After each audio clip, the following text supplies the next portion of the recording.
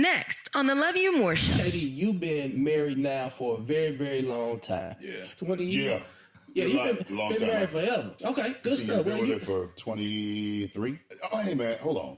I got it. You are an eligible bachelor. You are an eligible bachelor. Sure. You are eligible bachelor. I'll give you a pass. What woman would be the woman that you could marry now? What kind of woman could you marry now? Because you got women looking at this show, and they're saying, these are good dudes. They watch your content and the whole nine. Mm-hmm.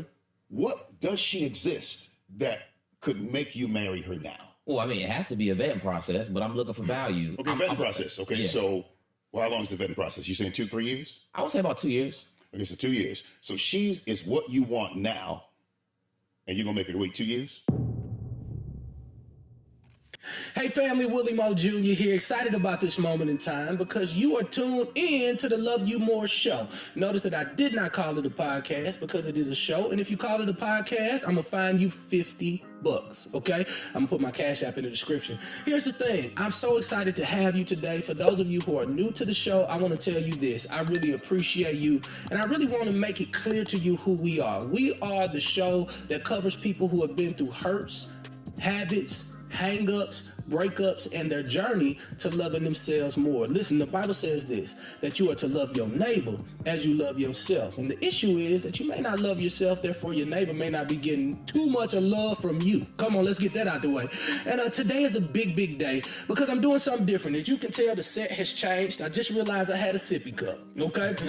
Okay, I just realized I had a sippy cup, and so I'm probably gonna keep it just a little gangster today. I'm gonna put this on the side, and I'm gonna do it this way so we can, so I can at least be a player with mine, okay? We're gonna do it. I heard some things before time. To a pure-hearted man, I wasn't thinking like that, but cheers to everybody who bought the sippy cup. Yes, Lord. So, as we go into this new year, ladies, I've heard your cry. Whether it was on the Fox Truth Talk show, or whether it's with the Willie Mo Jr. show, or just in my DM, because the DMs be popping. Flat out. Just being honest with you, I'm gonna put somebody else back there, so you're gonna keep it PG-13. I promise you that. But I've been hearing from the ladies.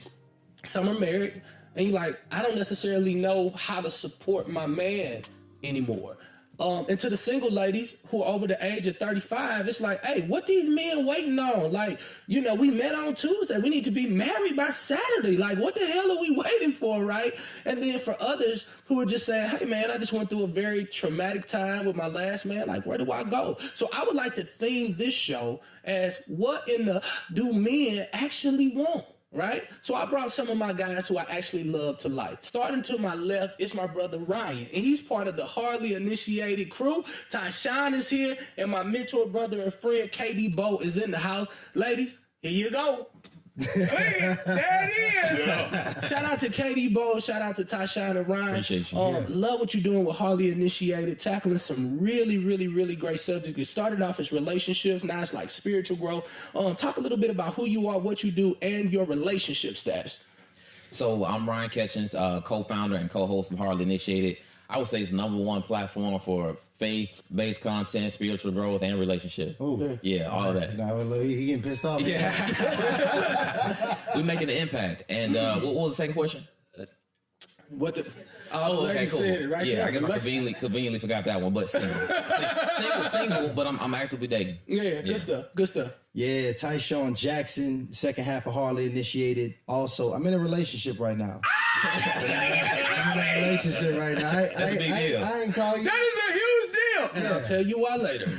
Go ahead. Yeah. Congratulations, though. No, I appreciate it. I appreciate it. This it's been a journey. I think Harley Initiated has taught me a lot. Yeah.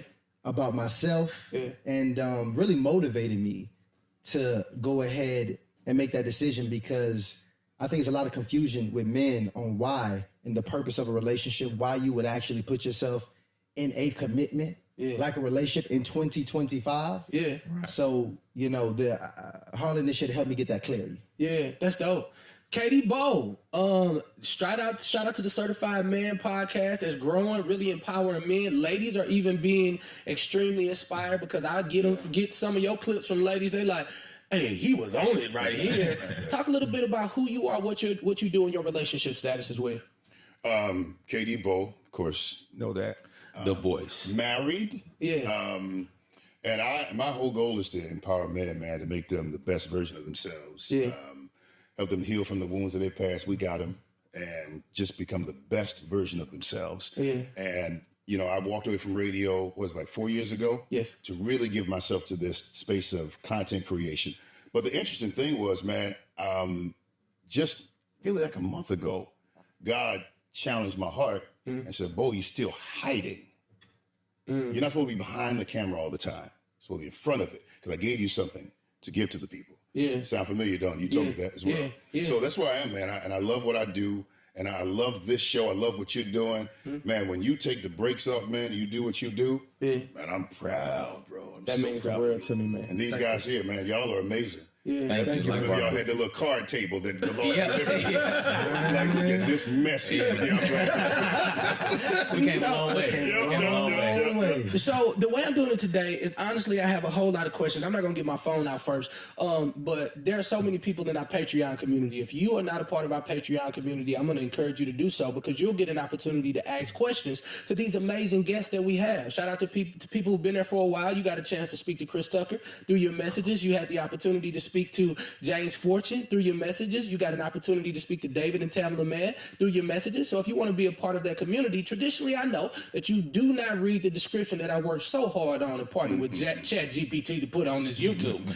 I know you're not reading it, but if you read through that and go right past that, there's a link in Patreon. You can become a part of the community. We're coming to a city near you. So one of our Patreon members, they just asked, wait a minute, who you said you finna have on there? And I told them I'm gonna have KD Bowe, Tyshawn and Ryan from Harley Initiated, and of course it's me. And the first question is what the hell are men really looking for in women? Because this particular woman, she has been with somebody for the last 2 years and they've been actively dating. And she's like, listen, I'm not getting no younger. I don't have children. I just turned 40. I love this guy. I think he's great. But what am I doing wrong? Like, why is he so afraid of the commitment? Thoughts, fellas? I'm interested as to why she would ask anybody other than him. What would be the drawback? Because honestly, man, most guys when they're serious, they'll tell you straight up, this is what's going on and this is what's happening. This is what I want to do. This is my timeline. When you're really serious about somebody, you move differently. Now, I'm not here to tell people, that you've been with a person for 2 years. If you're not married, leave them. I don't live in that space. But I do think that you should get some answers about what it is that you want and ask them specifically, hey, I want to be married. What are your thoughts about that? Yeah. And if they don't say anything or if they're quiet, then that's a thing. Pay attention to it. Hey, I asked you this and you were a little quiet. Is there a reason? Yeah. Because a lot of stuff can hide in silence. And as long as you give voice to it, then you can not have the boogie monster of, well, what if, and then you sending in letters to podcasts and what have you. Oh, you $50, my bad, to show. Willie Moore Jr., $ Willie Moore Jr. No worries, it's coming. And then, Tyshawn, you're actively dated. How long will Tyshawn wait before he makes a strong commitment? Is this woman younger? Is she mid-age? Is she a little older than Tyshawn? Like, what are your thoughts? What is it going to take? She's actually, I would say she's pretty much my age, a year younger than myself. Okay. And it's interesting because when I first met I met a pre-podcast. Come on, pre-podcast. Before the bread came. Right when the podcast was getting popped off. Okay. So that's the good thing. I know she ain't here for for the fame. Which is good. Yeah. But it's interesting because, dealing with a woman up front, my intention was casual. Yeah. I was a whole different person. Yeah. And, she actually was with me while I'm maturing spiritually, maturing mentally, and just maturing as a man altogether. So it's an interesting transition where, man, my intention is to see you and just purely led by lust. Now, all of a sudden, especially because a woman with beautiful character and a beautiful heart, and my heart changing, all of a sudden my intentions are changing with this woman. And it's interesting because as a man who really takes providership seriously, a lot of times women would think that, he's slow poking because he doesn't want me. Yeah. They'll internalize the decision making. But a lot of times men who are that they take that role very seriously, they may want to over prepare. And I literally had a conversation with I'm in premarital actually. And on a one-on-one, that's one thing she said, Tyshawn, I see this in your personal life where how you handle business. Yeah. I see this with how you deal with your family. And this is also what you're doing with your relationship.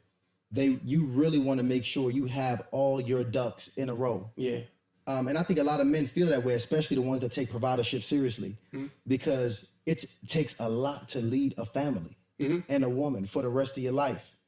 And for men that really take that role seriously, I don't think women understand all the things we consider before we make that decision, because that is the biggest decision we make.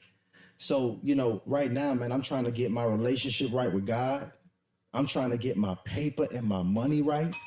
You feel me? I'm really trying to get my paper and my money right.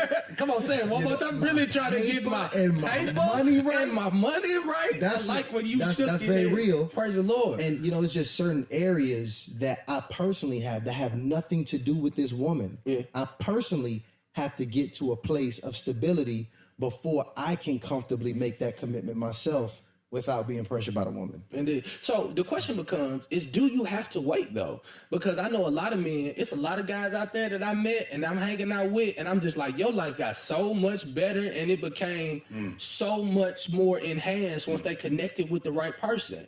The Bible says in your weakness, he's made strong. But sometimes when we're in our weakness, we just like, I don't feel strong. But that could be the best opportunity for God to maybe send a mate to help. Like, what are your thoughts about that? Because I know we put a lot of focus as men. Like, I got to have that bread before I do what I do. But I met a guy, he didn't have the bread, but I knew he loved a woman. And he was like, man, I don't even got enough money to really do the ring. And I'm not bragging on myself. And then I'm like, how much you got? How much does it cost? Let's go to the store today and let's get it done. Wow. They've been married now for 18 years. Wow. And he built with her everything. And they have a bond that I'm just like, man, that was pretty good. And now being divorced, I'm like, damn, somebody should have probably bought my rings or something, because I had to buy mine and yours. But, there's just different scenarios. So is it an individual thing, men from like each man is individual, or is that something that men would also consider building with a woman as they grow through their go through? I think it should be a goal to build with the woman as you grow. Yeah. And I also don't think there's anything wrong with dating a woman for 2 to 3 years before you decide to give her that lifelong commitment. I actually think that's ideal. Yeah, I think it's ideal. We actually had Dr. Spirit on the show, and she, renowned therapist, she mentioned that a minimum of 18 months to 2 years. Yeah. So I think 2 to 3 years is reasonable. But not 2 to 3 years if you come up on 2 or 3 years and now you still inquiring, is this the right person I should be dating? So before you can even know if a man is serious about you, you have to really trust that he is serious about himself. And any man that's not providing the vision for the person he's spending the most time with cannot possibly be serious about himself. And I think that's something that women often confuse when they spend time dating a man, because it can be so easy to get wrapped up in how you feel about things. But I always tell this to women: lust and impatience is an enemy of discernment. So if you are fornicating with a man and you are impatient about what his intentions are or what the next move is, it's no way you can make a proper decision on if that man is the right man for you, your long-term investment. Indeed. So you saying that you're like right now actively dating. What are some of the things that turns Ryan off when you're speaking to somebody since you're actively dating? What have been some of the best opportunities, and what were some of the opportunities where you text Tyshawn and said, what the hell did I just get myself into? It's so crazy because I meet so many women, and we get women who DM us, email us. Some women even find my phone number online and they reach out to me. But I always take time to speak to them and hear about how they feel. And it's unfortunate because I rarely meet young women. And when I say young women, I don't mean age. I mean young in spirit.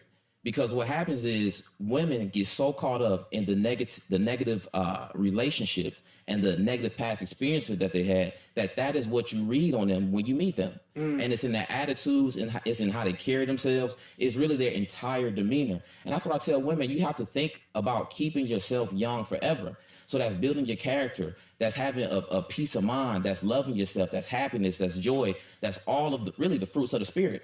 So if you allow past relationships to dictate how you show up in the present, then you're going to come off as old.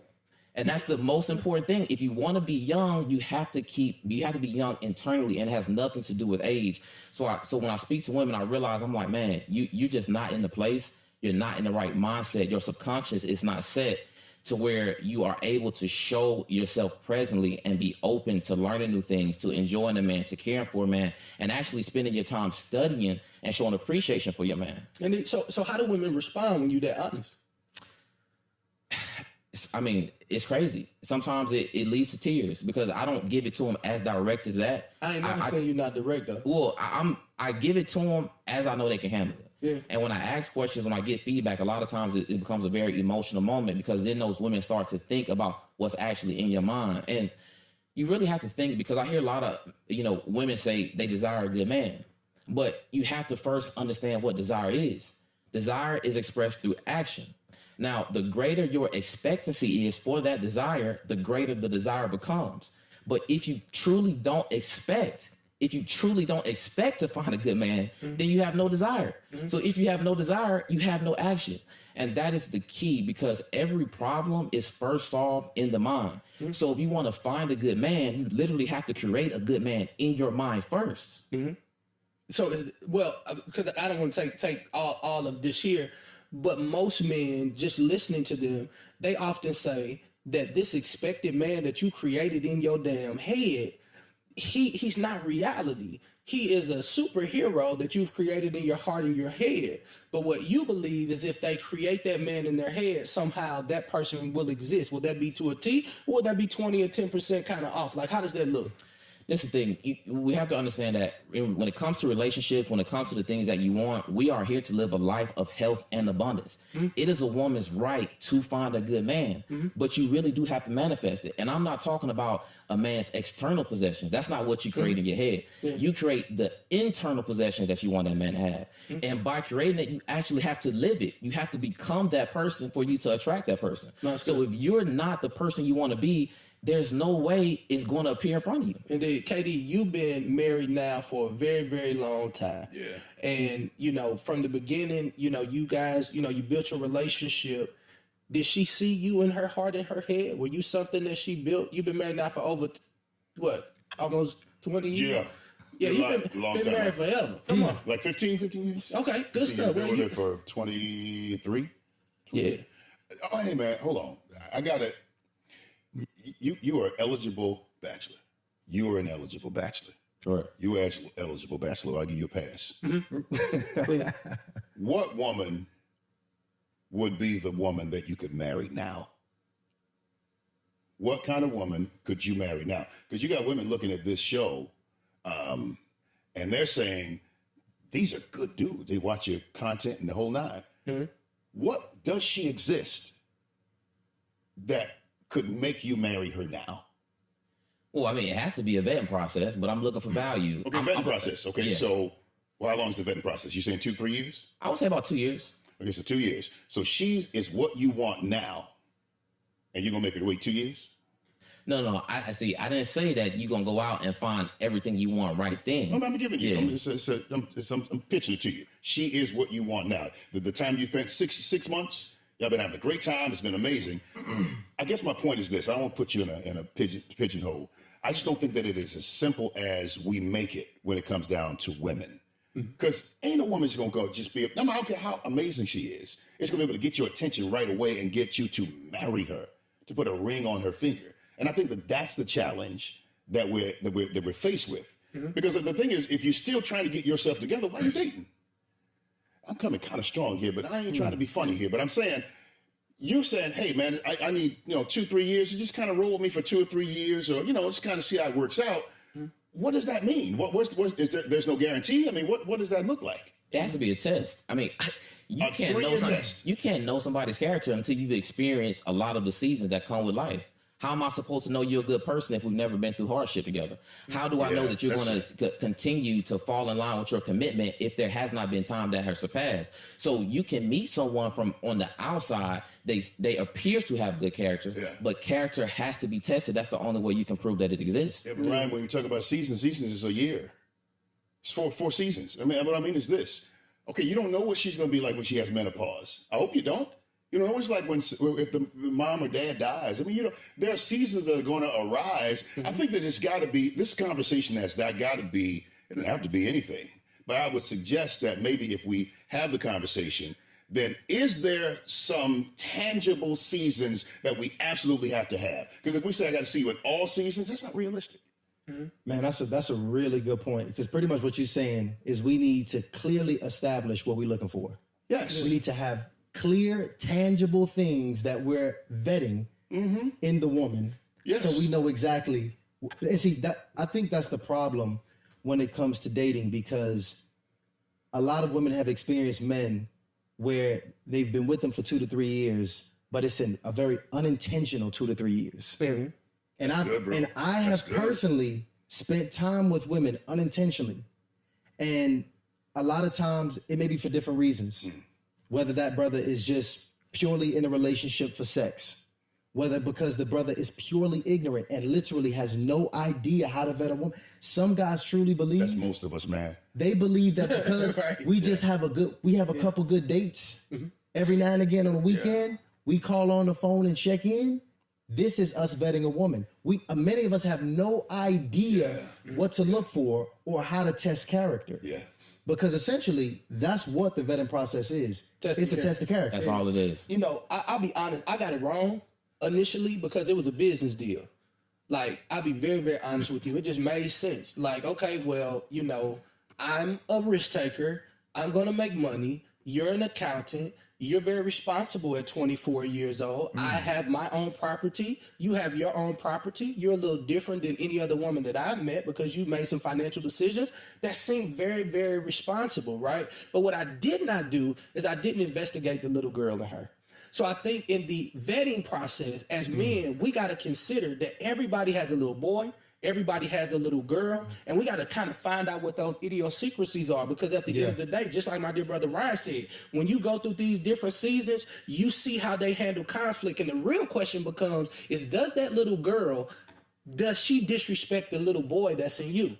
Because there has to be a beautiful balance between the two. When I see that little girl show up and I know that she needs to be loved and she's being very disrespectful to the little boy in me, can that man stand up and say, hey, I got you, boo? Yeah. And then when my little boy shows up, can the woman in her say, this is not the time for me to go back and forth with you because I see insecurity, I see problems, see vulnerability, see intimacy says, into me see.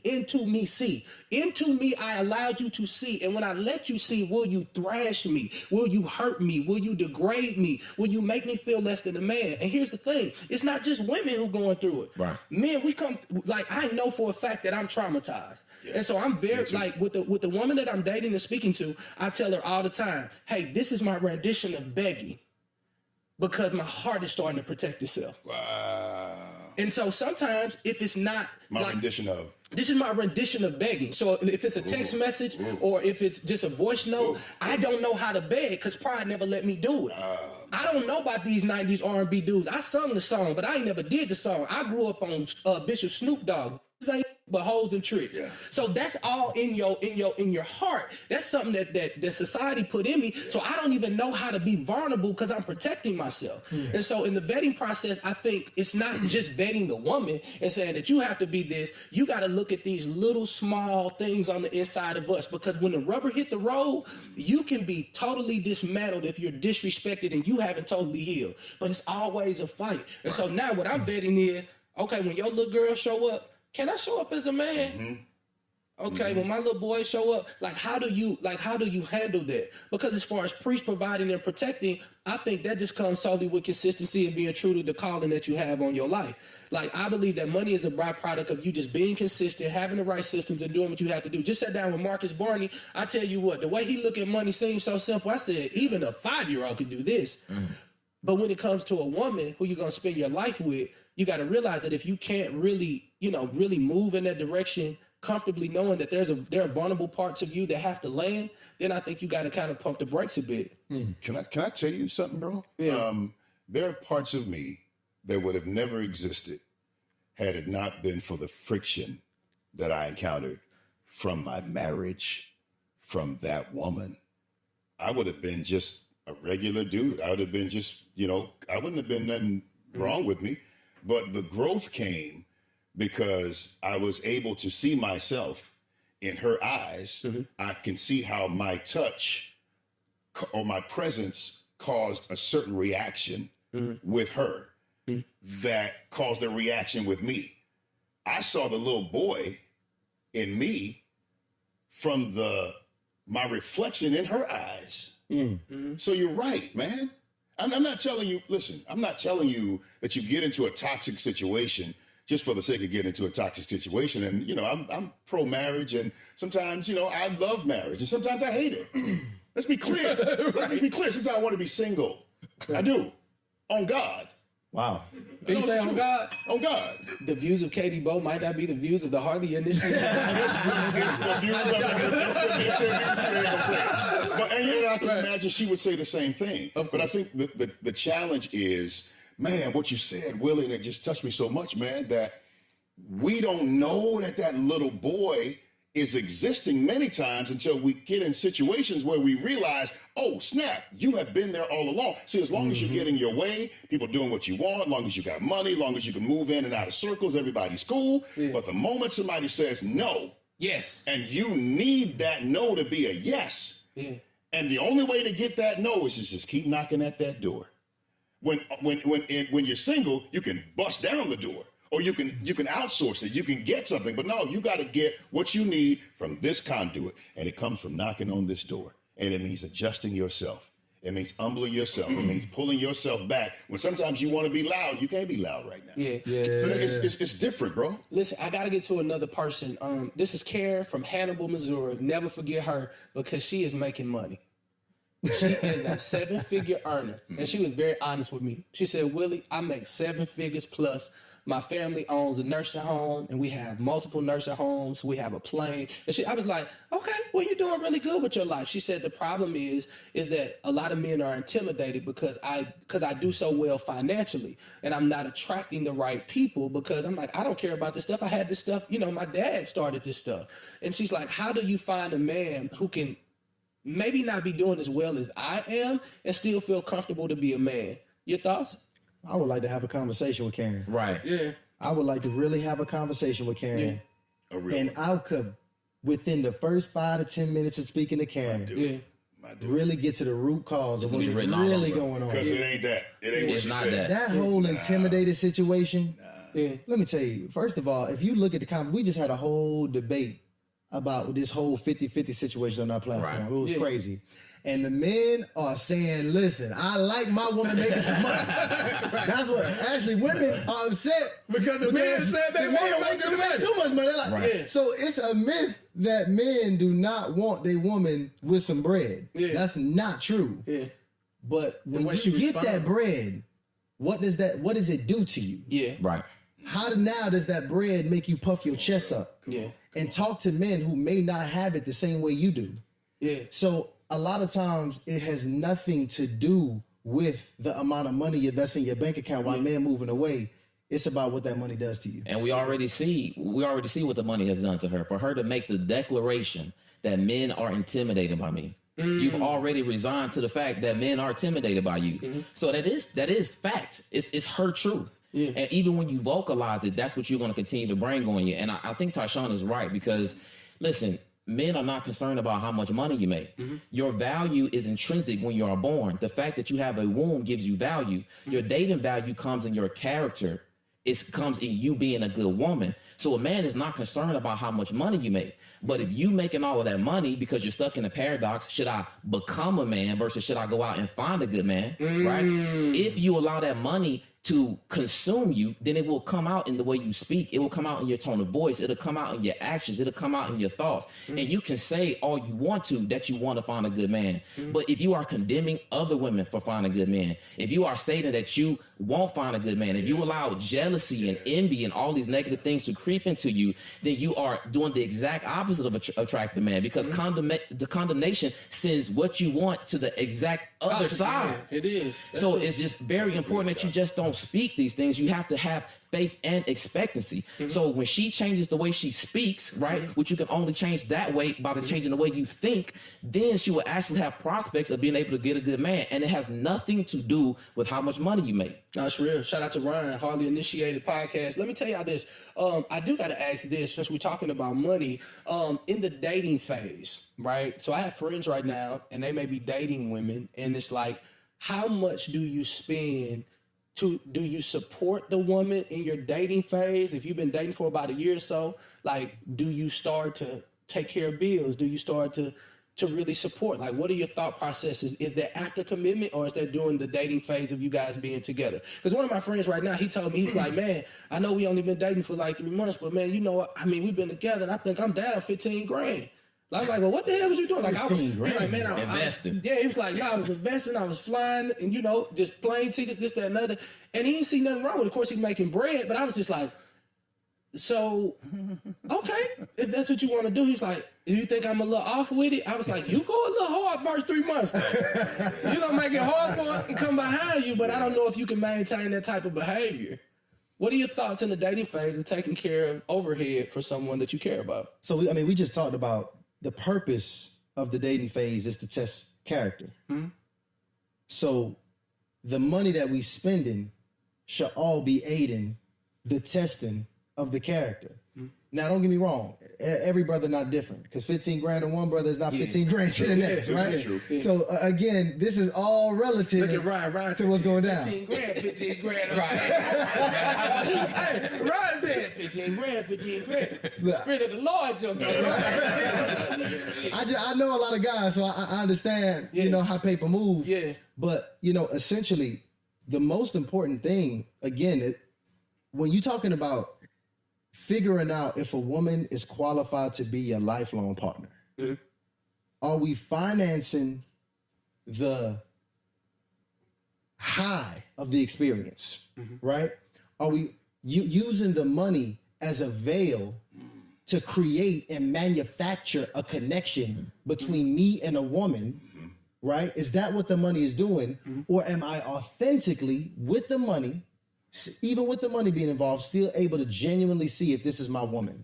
Mm-hmm. So a lot of times we just got to be careful using money to try to shore up these experiences with these women, mm-hmm. because the greatest experience I've ever had with a woman, a lot of times it was when I walked the park with, I picnicked with the young lady. I sat down and had a glass of wine at the house and we just chat all night. So you think he's overcompensating for something that he doesn't necessarily possess? Absolutely. Absolutely. The two biggest things to failure in relationships is lack of confidence and literally just doing too much. Yeah. So when I hear a man is spending $15,000 within the span of 3 months, you are doing too much. Well, it depends on how does he move without the date? Does he just spend like that anyway? If you intend to get a woman to be committed to the person you are, not your resources, you need to be working on it's cheaper ways to build connection. Sure. It's ways that cost real effort, because spending some money, there's no effort in that. You just being extra. It's the same thing as a woman who doing a bunch of she was Harley Initiated. She doing a bunch of screwing and blowing. Oh no, you can say if you want to. Oh, okay. I'm trying to change. I'm trying to curb my language. Listen, I watch the show. Screwing and blowing. Okay. She doing a bunch of cleaning and cooking for a man she only been with for 3 months. And you got a man who's spending all his money on a woman he's only been with for 3 months. Mm-hmm. That is you accepting husbandly duties and accepting wifely duties too early. Now, I'm not saying if you spend the weekend with me and you use up all my tissue, I got to buy groceries for us, you know what I mean? And I buy coffee and dinner and we go out to a movie, that you shouldn't help me fold some clothes or do a little bit of cleaning. Mm-hmm. What I'm saying is, as a woman, if you are taking responsibility for a man's cleanliness and putting food in his stomach, and you are not married, that's you doing wifely duties. If he doesn't eat unless you cook, that's you doing wifely duties. If his place is not clean unless you clean, that's you doing wifely duties.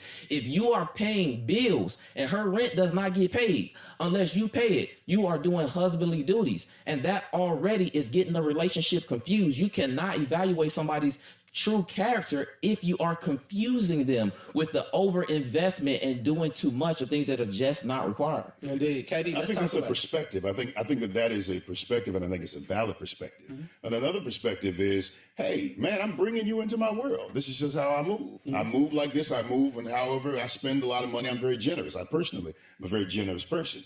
However, I also want to move in your world as well. If you invite me into your world, how do you move?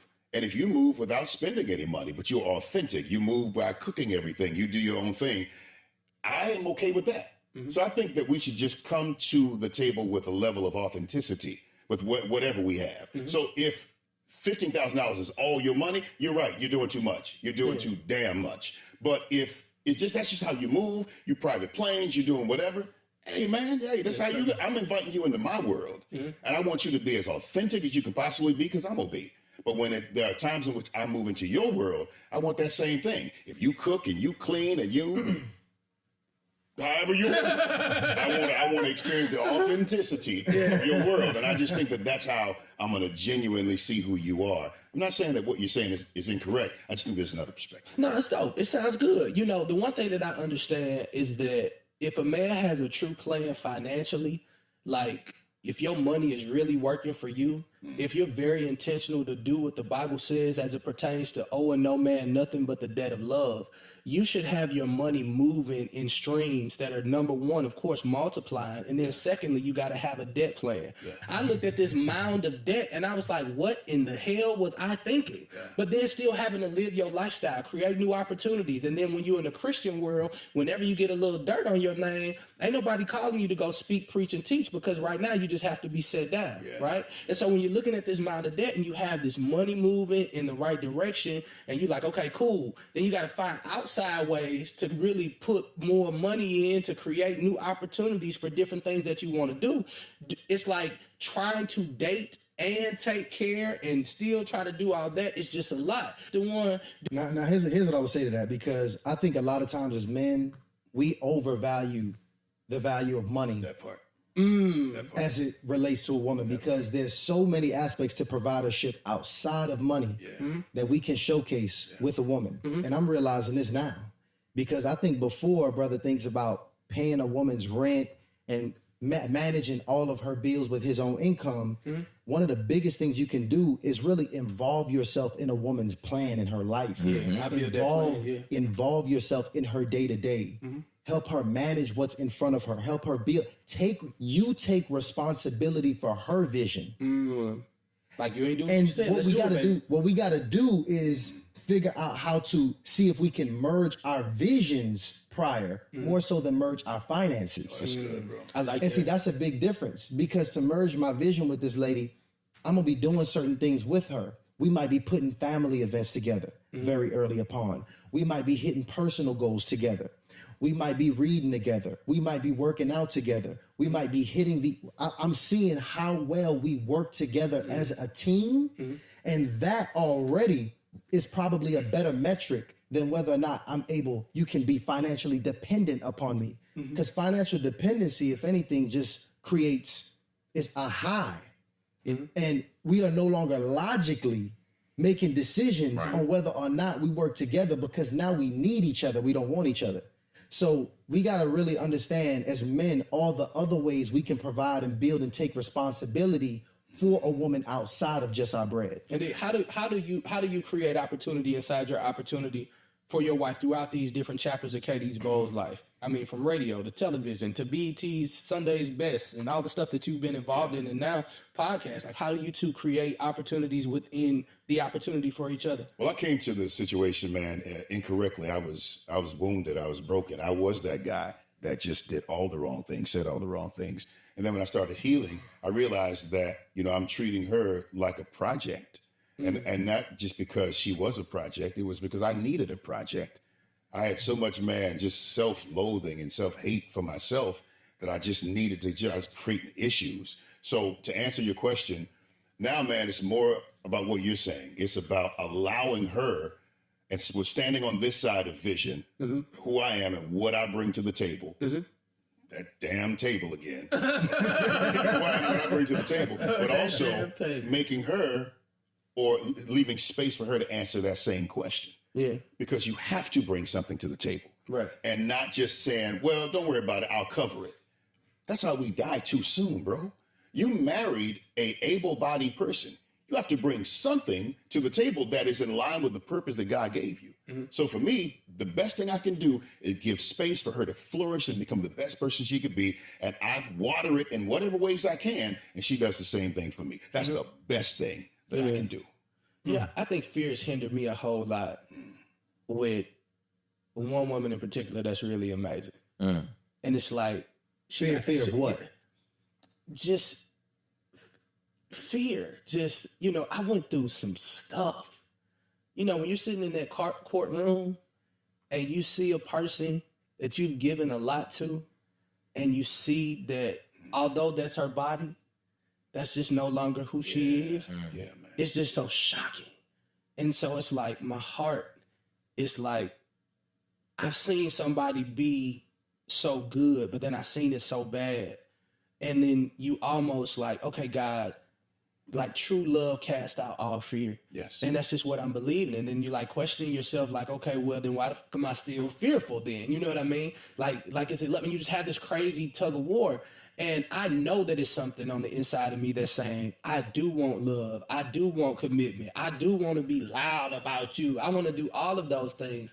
But it's like for me, however, not a but, because I think that negates everything. However, because I've been down that road, like I'm seeking God and seeking counseling so much for my heart to be able to heal enough. And so I had a big test this past week, just being honest with you. But this week, it was a big test, called, the energy was off a little bit. And I was like, I'm not going to respond correctly, so I'm going to go home. And I'm going to just get some rest. And so the next day, of course, it's like World War III. Like, how could you want to go home? And we don't have time and this, that, and other. And I was like, no, I knew that little boy was going to mess up everything. He was going to be so offended that you weren't excited that he was going to mess up everything. Wow. So the next day, so real, though. yeah, so the next day it was like, I got the little boy in check and the man appeared and she was like, well, keep that where he was. You know what I'm saying? I ain't got to deal with that. Yeah. But then the man stepped up and seen that, nah, that's your little girl. I offended her. I'm still gonna come. And I'm gonna still be there to help you. And that, like, those are some of the tools that I'm using to say, this little boy is not gonna keep me so traumatized because of what another woman did.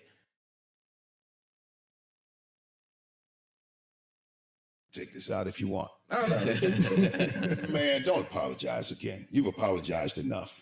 If whoever know, they know. I know your heart, and the people that are closest to you, they already know who you are, bro. Yeah. No more apologies. You know, Yes, sir. I'm not gonna really cuss. Yeah. And the other part is this: sometimes the man has to talk to that little boy, and sometimes the little boy responds to the little girl. You know, but the man has to talk to that little boy and get him right. One of the best things that I've learned how to do is I get up in the morning and I look in that mirror and I talk to that little boy and I tell him I'm proud of you. I tell him I love you. I tell him, hey man, you're smart. You're intelligent. You know, the world want to take everything from you, man, but they ain't gonna do it today. And that's me being proactive when I get up in the morning. And I just will not allow life and just shit to damper this kid in me. Because I don't want him to grow up, bro. I need him to stay a kid. Because that's the best part of me, you know? Yeah. That's the best part of me. There's parts of me that's a man, and I need him to be a man. But then there are parts of me, man, that's a kid. I want him to play. I want him to find curiosity. I want him to, you know, enjoy himself, you know? And sometimes that boy got to listen to that man, tell him, you all right, man. You're safe. You're going to make some mistakes. That's cool, but I'm here. Ain't going nowhere. And we got friends that are around us, man, that will be with us through thick and thin. All the other people, man, that's trying to tell us otherwise. They're always going to be in the comment section, Willie. But as long as we stay in this space of authenticity and transparency, man, we're going to be okay, bro. Yeah. So, yeah, no, man, no. I mean, I'm your nigga. I'm going to say it. No, man, really. no apologies, man. No, Well, shit, you're doing the best that you can. Right. You're doing what you know is best. And you're going to be fine. We all going to be fine, man. We all striving to be something that we are not, but we're not currently right now, but we're on our way to it. And guess what, bro? The journey is okay. The journey is okay. I'm not going to be there tomorrow, and it's okay. I'm going to be okay with where I am, and I'm going to continue to move. And so, yeah, we're going to mess up, and we're going to have to give ourselves space to mess up. And I can stay on that forever, but... No, thank you for sharing. Thank you for sharing. Last thing, just that was like a real nigga moment just now. That was like a real nigga moment. That was a moment just now. Hold on. Moment. Like, wait a minute. Here, take this. Help my dog out real quick. Get vulnerable a bit. Yeah, I think one of the things, man, we don't do is we don't cry enough, man. It's just the thing. The thing is, it's so refreshing to cry. We don't necessarily got to do it for the cameras, do it for the gram, but it's so refreshing. That's true. Just had that conversation. Right. Tyshawn, I gotta ask you this: like, you are now kind of doing premarital, right? Like, that's really, really dope. Thank you for sharing. Thank you for being safe enough to share that. What are you learning in premarital that's a lot different than any other therapy and counseling that you've done? What are you learning about yourself? Oh, man. Like the breath, like, whew. Man. It's interesting because it's certain things. People always say, work on yourself while you're single. Work on yourself while you're single. It's some things that you can only learn about yourself with a woman. Yeah. It's certain parts of personal development that only comes with a woman. It's that on-the-job training. That's training. So the thing about it is I've learned that over these past few years, whenever I've gotten too close or it got a little too emotional, or I felt the bond getting too strong, I would literally pull away from women. I would literally run away from that. I would do something to stifle that growth, whether I just go a little MIA, you don't hear much from me. I'm probably a little bit more agitated with you. Just unaware, just not even knowing Right, subconsciously, that this is what I'm doing. Yeah. And now I'm in a situation where I'm with a woman that I actually want to be with. And when problems occur, which is typically where when problems occur, bro, that's when I'm just like, listen, I'm good. All right. you giving me I'm out of here, right? You sure right. Next, but that's how I dealt with issues. But now I'm really having to stand in there and face that. To stand in there and face that problem, which is so painful to deal with me now. It's a whole new pain that I'm learning, and I can't do when I'm single. Because when I'm single, I can't experience that obstacle unless I'm in a relationship. So in premarital, it has taught me what it does is streamline the most important conversations.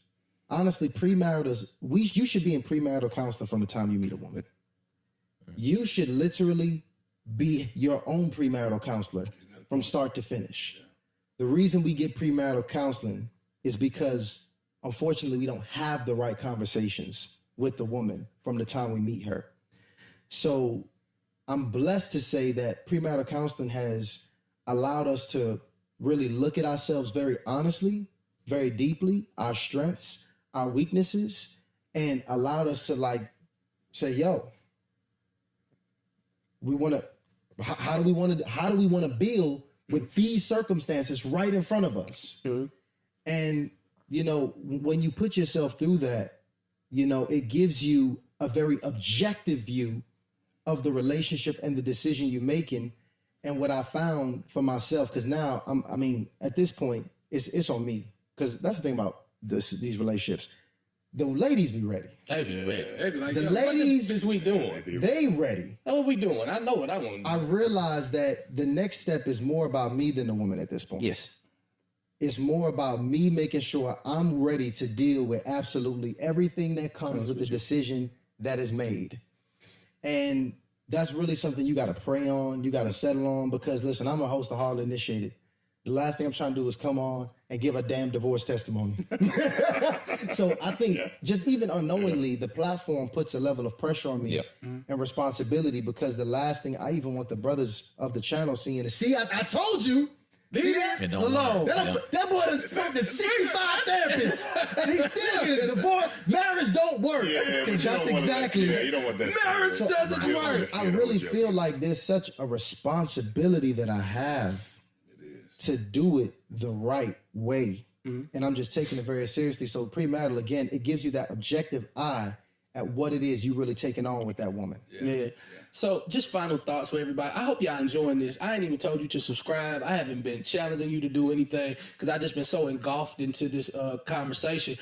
Ladies, listen, if any points are really touching you, make sure you leave it in the comments. Of course, you know I continuously look at those comments. And to my Patreon family, thank you. I hope this conversation is being curated the way we talked about. I really do appreciate it. So just final thoughts, fellas, vision is just so important. The biggest thing in the world for a man is to have vision.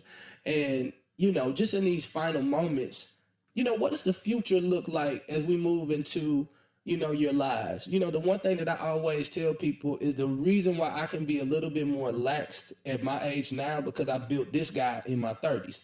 I'm always 10 years ahead of the game. So now I'm looking at like what my life is going to look like at 50 and what I want to see. Now I got knocked off my rocker with this divorce thing because I was like, man, I didn't see this coming, So it's like I had to start at 3 years ago and was like, okay, now what do 53? You know what I mean? Like, what does that look like?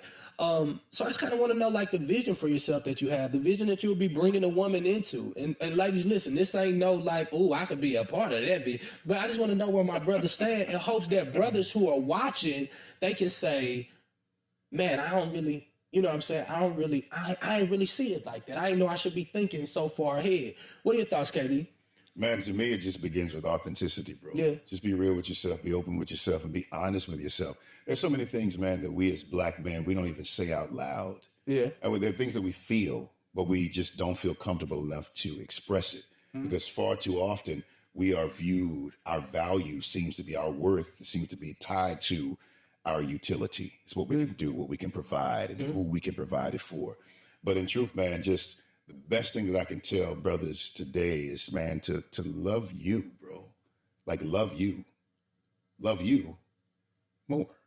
Hey, you did that. Hey, can we make sure we get that sound bite? That thing coming. That thing coming. You gonna hear that everywhere. We got a KD Bowe drop. Okay.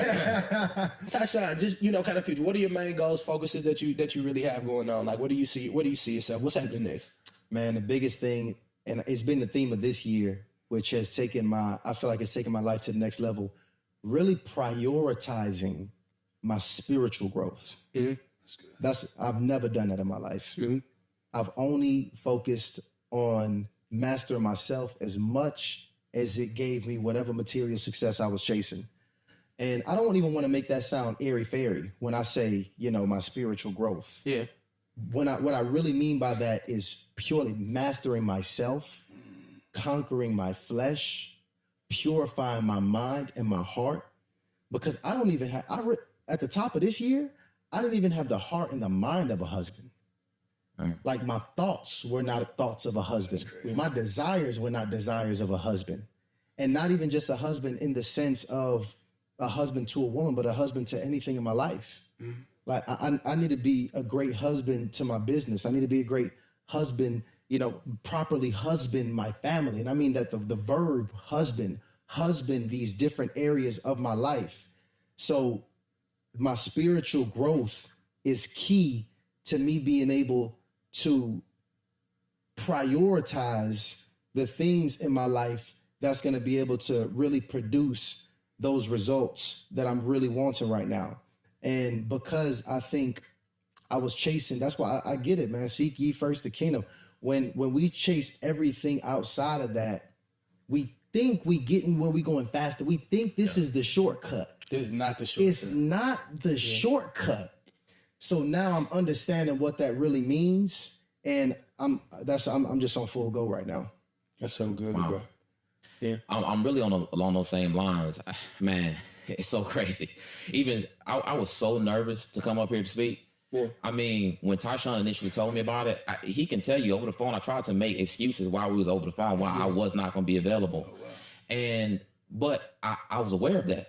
And that's the difference between the me of now and the me of the past. I appreciate that. And I feel great that I came too. Yeah. And I had to realize that it's really only two fears that you're born with. It's only two natural fears. And that's the fear of heights. When you go to a ledge, you feel it in your solar plex, right? Mm-hmm. And the fear of loud noise, you actually have a bodily reaction and you turn your alertness to the attention of where the noise is coming from. Yeah.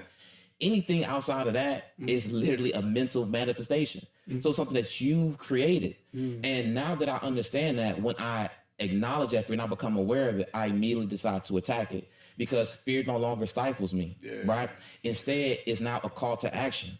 So when I realized how terrified I was to come up here and share the platform with you, I was like, this is exactly what I need to be doing. Wow. And that's just where I'm at in my life. I think outside of Christ, I think self-control is the truest religion there is. And I've really changed my life. I stopped fornicating. Man, I was sexing everybody. Wow. I was sexing everything. I stopped smoking. Yo, I was smoking like a chimney every day, 4 times a day. I have changed everything about the actual person. I convinced myself that I could just be honest with women, verbally be honest with women, and fornicate with women, and that was not indicative of my character. But I understand that every decision you make is a test and indicative of your character and who you are. So to me, it's no longer about all of the material success. It's about spiritual growth and maturity, because we are spiritual beings first and foremost. And now that my mind is focused on exactly I'm talking about the narrow road. Now that my mind is focused, man, I know that I can literally achieve everything. So I would say that to anybody out there, if you're having issues, you have to first work on yourself. I know people say that all the time, but if you trying to find, you trying to, solve spiritual problems with material solutions, you're not going to make it. And you're going to always be in the same place. So these conversations, I think, and I love this platform. I love Harley Initiated. I'm so proud of you, bro. The growth, like, I remember us sitting in that coffee shop, dog. right. And I remember being like, Tyshawn, should we be afraid that Willie's gonna take our business over? Should we be afraid that he's gonna take over our market share? But this is how I know my mind has developed, because man, the best thing you can do, the best thing I can hope for you is for you to get better. Because if I hope for the many blessings to shine upon you, it's undoubtedly gonna come back to me. And that's just where I'm at, man. I don't know why the hell you cried on here, because I'm getting emotional, man. I'm telling you, listen, I'm just so blessed and so appreciative, man. And that's it, bro. I'm happy, man. I gotta cry next. That's what I'm saying. I'm just like, man, y'all just opening me up, man. I appreciate y'all, for real. I'm gonna be honest. I'm on like mile number 3, maybe 2 weeks ago, and I was like, I don't have a vision. For the first time in my life, I didn't have a vision. Everything that I ever did was for my children. Everything. Wow. I wanted to be the best husband for them. I wanted to show them how to be the best husband. I get it. People may say, well, but you were so successful and you was doing this and you doing that. I was like, when that home broke up, I didn't think God spoke to me. And then I just started fishing. And I just didn't know exactly what I was going to do. And for the first time, the man who was telling everybody what they should do was clueless. And I started leaning on my talent. And I hid behind it for a very, very long time. Don't get me wrong, God gave me a vision to love you more, because this is not about me. It's for the people who are on the other side of the camera, who may be going through hurts, habits, breakups, divorce, and just being able to hear somebody on the other side and just feel good. And because I didn't have this tool. Harley Initiated wasn't around when I was going through it. Or maybe I wasn't there. Maybe I was on that break when y'all was trying to get everybody on the app or something. I was like, y'all messing everything up. I wouldn't have had to be here, you know what I mean? But thank God I am. But finally, as I was on mile number 3, God said intentionality. And I was like, what does that mean, God?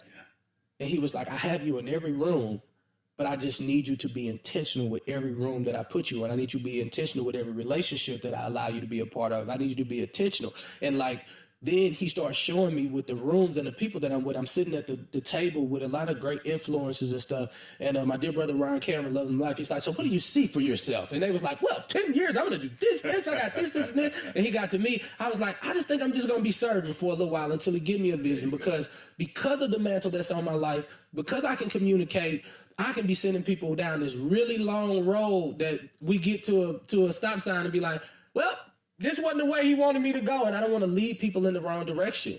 And so the only thing I see now is strong intentionality. I do see partnership for me. I'm probably going to be the best husband that the world will ever see once I get over this fear. And I want to take care of my children. But I asked you guys just so I can be just so I can be inspired from what you see, because I'm still seeking God on what he really, I need you here. Don't get me wrong. We're going to do real estate. Of course, we're going to make some money. I was just with Marcus. I'm like, bro, we about to do that. You know what I mean? I'm not talking about that. I'm saying I usually know where I'm going to land, and I can feel how it's going to feel when I get there. So I live in that feeling.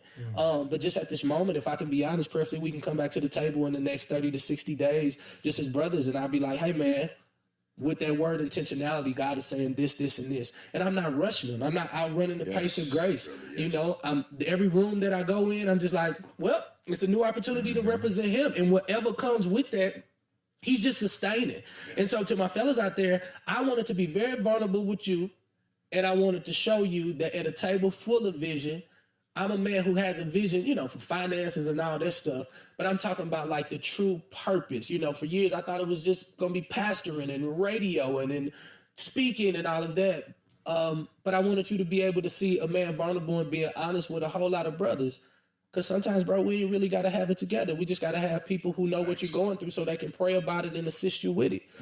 And so the second thing that I always ask at the end of it, because I do this with a lot of people, I just want one of us to pick one of the guys, and I want you to affirm what you see in a brother. And I just want to be able to say, hey, this is what I see. So I'll start off. KD, what I see with you is that I see that you're going to conquer fear. By doing this today, you're going to get a lot of attention from the words that you said. But this time, it's not going to go into your heart and your head, and it's not going to be something that KD did. What you now represent is a man who's been through so much, and you're so relatable, and you're a bridge to so many men. I see that you're going to be able to speak to thousands upon thousands of men in particular.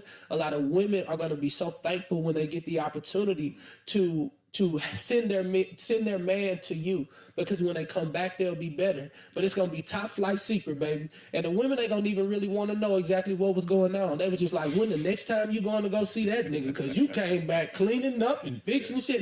They're going to really do that. So I see that for you. Tyshawn, I really, really, really in all my heart think that you're going to probably be one of the best husbands that the world has ever seen. I know that there have been plenty men in your life who have done it wrong, and there have been a whole lot of men who have done it right, and you've been able to balance the scale to find a happy medium. I think that when you two really get the opportunity to become one, although she doesn't want to be in front of camera, she's not a person who's going to really be wanting to be seen and all that stuff, because she's a sweet girl who wants to be by your side. I do see later on that you guys are going to get the opportunity to do some things together, and I just appreciate that, man. And I'm going to draw hope from you, because I do see that thing moving a little faster, because it's your heart is postured for it. So God's going to give you the desire of your heart. After you get through this premarital, you just have steps. You're systematic, and I appreciate that. And I just think great things are going to happen in that. Ryan, I appreciate you putting down those things, because you would have always had this anointing that you have on your life right now. I think you always would have had this anointing. But the Bible says don't throw away your confidence, because it'll be richly rewarded. And those outside things were taking away your confidence. So now when you show up, you show up. I'm talking about you show up. Not the version that used to show up that thought he had to be something. The version that now that comes into a room that says, nah, because of him, I am who I need to be.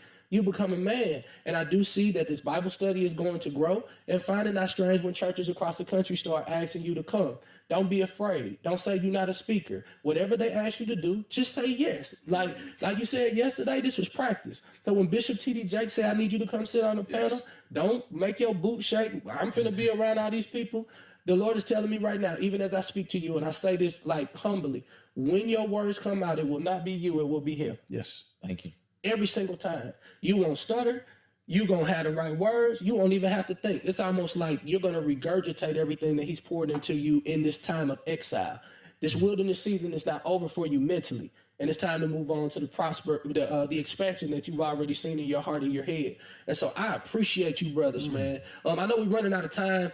I would have liked for everybody to do it, but I want to just stay true to time, because my editor's there, and he probably going to be like, look at 60 minutes, and he's going to charge me a little extra, but we're going to put it on their dime. We're going to put it on their dime. But, I just love you guys. Thank you so much. This was something. Let me say this to the camera. I called them last night.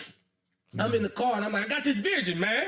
I want to get some men, because I know women want to know what the hell is going on. And I'm just so thankful that brothers would oblige to say, yes, I know I got a lot going on. Them boy probably going to be live for 3 more hours tonight, because when y'all be on, it be like, I go take a bath. I'm like, damn, we still cracking with that. What did we miss?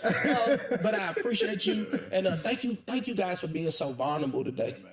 Like, thank you for being vulnerable today. Yeah. You know, this is so genuine and natural for us, but it's time for everybody on the outside to feel how natural it is when brothers get together and they have the opportunity to be hot, honest, open, and transparent. Make sure you subscribe to this channel and tell 10 people about this. Share this as much as possible. And do me a favor.